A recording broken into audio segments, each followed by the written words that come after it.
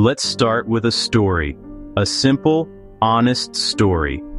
3 months ago, I was at my kitchen table, the cheap wobbly one, just after midnight, the only light from my phone screen. I was staring at my bank balance. It wasn't zero, it was negative. The app showed negative $47. Payday was 2 days away. I had a decent job. My salary hadn't gone down, but the money had vanished. A cold wave of shame and dread washed over me. I felt tired. I felt trapped. I felt hopeless. This wasn't new. For years I lived on the edge, paycheck to paycheck. I knew the anxiety of a low balance alert. I knew the panic a small expense could trigger. A flat tire, a forgotten subscription renewal, a friend's birthday dinner. Bills piled up, stealing clarity. Stress seeped into everything until you could barely breathe. I'm not here to lecture. I'm here because I was there, and I want to share practical steps to climb out. From the outside, things looked fine. I went to work. I paid most of my bills. I even went out with friends.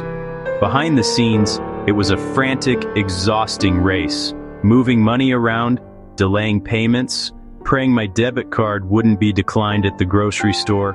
The mental energy was enormous. It was a secret second job. The pay was more stress. Seeing that negative balance wasn't just about $47, it was the weight of months and years. Proof something was broken. The real change didn't come from a dramatic, movie-like event. There was no lottery win, no inheritance, no sudden promotion. It happened in a small, quiet moment of pure frustration. That night staring at 47 on my phone. After the initial wave of shame, something else bubbled up. Anger. A cold, clear anger, not at myself, but at the situation. I was angry at being a passenger in my own financial life. Tired of hoping things would magically get better next month. Hope is not a plan. I was done with the anxiety. Done with the late fees. Done with the low-grade fear humming in the background. I took a deep breath. I closed the banking app. I opened the Notes app. For the first time, I didn't let despair paralyze me. I decided to channel that anger into action. I wanted to feel in control, even a little. I wanted to build a small buffer, a tiny cushion that would let me sleep through the night without worrying about an overdraft fee. I wasn't dreaming of becoming a millionaire overnight. I wanted something much more powerful, a life without constant dread. That desire to just sleep better was the spark. One moment crystallized it all. The next day I had to buy groceries. I stood in the aisle calculating what I could afford. I had to put back a small block of cheese. I couldn't be sure I had enough for the milk or the bread. It was humiliating. A grown adult with a full-time job, unable to confidently buy a $5 block of cheese. That was the final straw. I promised myself, right there in the dairy aisle, never to feel that powerlessness again. A promise I intended to keep. This shift in mindset was everything. Instead of seeing my finances as a reflection of my worth, I saw them as a system to analyze and re-engineer, a problem to be solved, like a broken appliance or a leaky faucet. It required tools, a plan, consistent effort. I stopped telling myself, I'm just bad with money. That's a lazy, passive story. I started a new one. I am learning to direct my money where I want it to go. That change in language gave me agency. It put me back in the driver's seat. I was finally ready to grab the wheel. For years I was stuck in a cycle of being broke. It wasn't because I wasn't earning enough. It was because I made the same 3 mistakes repeatedly. I want to be brutally honest. You might recognize yourself in 1 or 2 of them. The first and biggest mistake: I did not track my money. I had a vague idea where my paycheck went. Rent, car payment, groceries. The rest was a complete mystery. I was hemorrhaging money through 1,000 tiny cuts. Morning coffee, delivery fees on nights I was too tired to cook, subscription apps I'd forgotten I had. These small spends ate away at my balance month after agonizing month. My second mistake: no plan for my paycheck. When payday hit, my whole salary landed in a single checking account. It was a chaotic free-for-all. I paid bills as they screamed the loudest, often at the last minute, sometimes racking up late fees. Then I used what was left for everything else: groceries, gas, impulse buys, no rules, no boundaries, no designated jobs for my money. Like a team of employees with no instructions, they wandered until they were gone. This lack of structure guaranteed failure every time. The third mistake: I thought fixing finances required massive, painful cuts. I tried no-spend months, vowed to stop eating out entirely. Those extremes always backfired. Within a week or two, I felt deprived and resentful. I'd give up and overspend to compensate. I believed saving required heroic self-denial. I was wrong.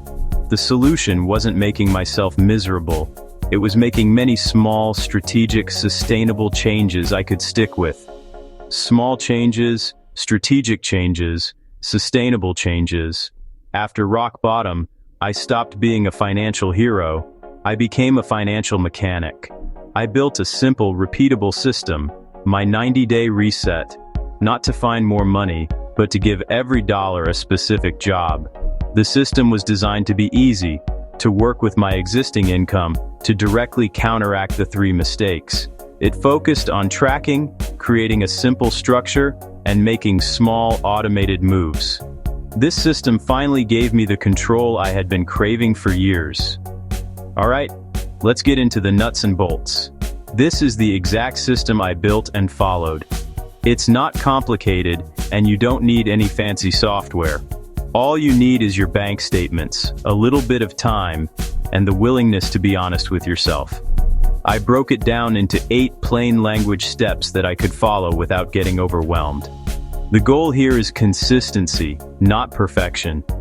This system is designed to automate good decisions so you don't have to rely on willpower alone. It's about making it easy to succeed and hard to fail. Here are the steps that took me from negative to positive. First, I called step 1, find the truth. I sat down and printed out 1 full month of my bank statements and a full month of my credit card statements. With a highlighter and a notebook, I went through every single transaction. I didn't judge myself, I just gathered data. Let's dig deeper into how those first 2 steps actually felt, because this is where the real work begins. The day I decided to do step 1, find the truth, I was terrified. I procrastinated for hours, tidying my apartment, scrolling on my phone, anything to avoid looking at my bank statements. I knew it was going to be ugly. When I finally printed them out, my hands were literally shaking. I spread the papers across my kitchen table and just stared at them. It felt like looking at a report card I knew I had failed. But then I remembered my promise in the grocery store. I took a breath and picked up my highlighter. The process was methodical. I highlighted rent in yellow, utilities in blue, groceries in green. Then I started a new color, pink, for all the other stuff, the small spends, the $4.99 for a coffee, the $7.99 for a streaming service I hadn't used in months, the $15 delivery fee, the $25 gadget I bought online at 1 a.m. As the pages filled with pink, the picture became painfully clear. I wasn't broke because of my rent or my car payment. I was broke because of 100 tiny, thoughtless decisions. In 1 month, I had spent over $400 on these small spends. Seeing that number, $400, was like a punch to the gut. But it was also empowering. It wasn't a mystery anymore. It was a number, and a number is something you can change. With that hard truth in hand, I moved on to step 2, prioritize the must-pays. This step felt much calmer, more strategic. It was about building a defense. I made a simple list of all my essential recurring bills: name, exact amount due, and due date. This included things like rent, utilities, my phone bill, and any debt payments. These were the non-negotiables, the things that had to be paid to keep the lights on and a roof over my head. Then, I added up the total cost of these must-pays. The total came to $1,580. This was my magic number. the amount of money that needed a fortress built around it every single month. This simple act of listing and totaling my essential bills gave me an incredible sense of clarity. Before, my bills were just a vague, menacing cloud of obligations. Now they were a concrete, manageable list with a defined total. This wasn't about my feelings or my habits, it was just math. I knew that out of every paycheck, I had to secure this $1,180 first. Everything else came second. Instead of my paycheck being a free-for-all, it now had a primary mission: fund the bills account with $1,580. It was the first rule in my new financial playbook. Once I had my magic number, it was time to put a structure in place to protect it. Step 3, split the paycheck, and Step 4, automate the moves. I went online and opened a new, no-fee checking account with my existing bank. It took less than 10 minutes. I immediately nicknamed the new account Bills and my old checking account Everyday. 2 separate buckets, a deliberate barrier. The Bills account was sacred ground. Its only purpose was to hold money for my must-pays. I wouldn't even carry a debit card for this account. My Everyday account held the remainder: gas, groceries, a small allowance for fun. This simple separation stopped me from accidentally spending my rent money on takeout. It created a firewall that protected my most important financial obligations. Finally, I automated the whole process with Step 4, automate the moves. I set up 2 recurring automatic transfers on my paydays.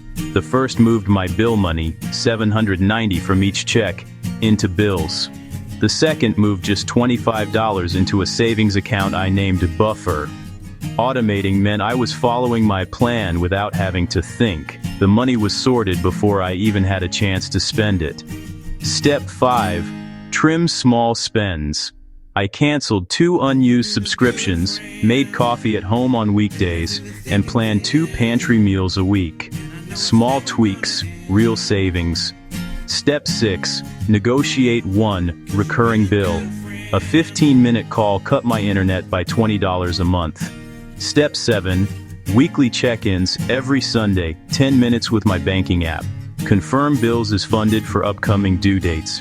Check what's left in every day for groceries and gas. No judgment, just awareness. This ritual became my financial steering wheel. So, how did this all play out in real life? The first month felt the most dramatic. On day 1, I started at -47. I set up the 2 accounts and the automatic transfers. My everyday account felt tight, but the fear was gone. Rent money was safe. By the end of month 1, I cut subscriptions, started making coffee at home, and I saved $120 in my Buffer account. My main account was no longer in the red. It was a fragile victory. Month 2 was about consistency. Weekly Sunday check-ins became routine. I added 1 rule: no food delivery on weekdays, saved about $60.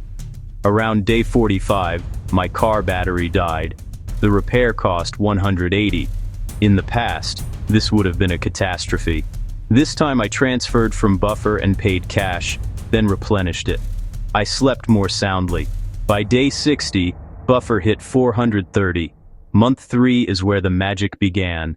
Habits felt second nature. The anxiety was gone. Confidence remained. I set a new goal, $800 in Buffer by day 90. I swapped some name brands for store brands, saving another $30. On day 90, I opened my banking app. I checked the Buffer balance. It didn't say 800, it said 890. Starting from -47, with no raise and no side hustle, I built nearly 900 in 3 months. But the real change wasn't the number. It was the feeling in my chest, the absence of dread, the ability to plan with calm and control. This system is a tool, simple on purpose, because simple works when you're stressed and busy. Be kind to yourself. Start small. Don't do all 8 steps at once. Just split your next paycheck. Just automate one $10 transfer. Small progress done consistently is unstoppable. I created a simple template with the steps, a bill tracker, and a chart to watch your buffer grow. It's the exact workbook I used. It's free. I want you to have it. You can do this. Start today.